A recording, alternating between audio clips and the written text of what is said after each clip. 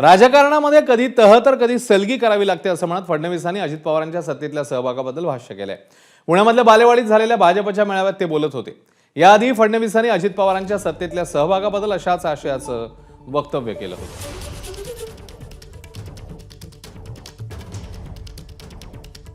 हे खरं आहे, त्या राष्ट्रवादी सोबत आपण खूप संघर्ष केला, त्यामुळे अनेकांना असं वाटलं ज्यांच्याशी संघर्ष झाला आता त्यांच्याशी सलगी कशी करायची। पण ध्येय ज्यावेळी स्पष्ट असतं त्यावेळी त्या ध्येयाकडे जाताना कधी 2 पावलं पुढे टाकावे लागतात, कधी 2 पावलं मागे टाकावे लागतात, कधी तह करावा लागतो, कधी सलगी करावी लागते।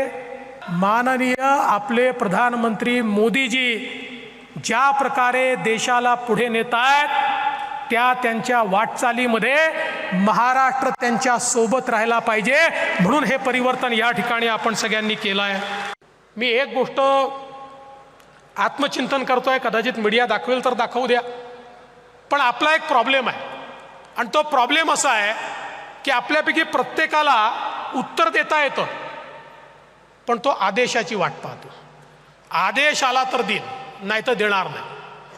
मी तुम्हाला एक गोष्ट सांगतो, आज तुम्हाला परवानगी देतो, ज्याला बॅटिंग करायची आहे बॅटिंग करा,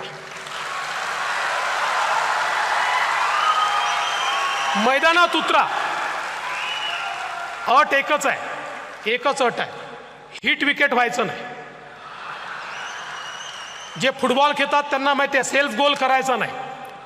काही लोक बोलायला उतरले की समोरच्यावर बोलायच्या ऐवजी आपल्यावरच बोलून जातात, म्हणजे असं काही बोलतात की 4 दिवस त्याचीच उत्तरं द्यावी लागतात। तेवढं सोडून करा, बाकी आदेश विचारू नका, मैदानात उतरा आणि ठोकून काढा।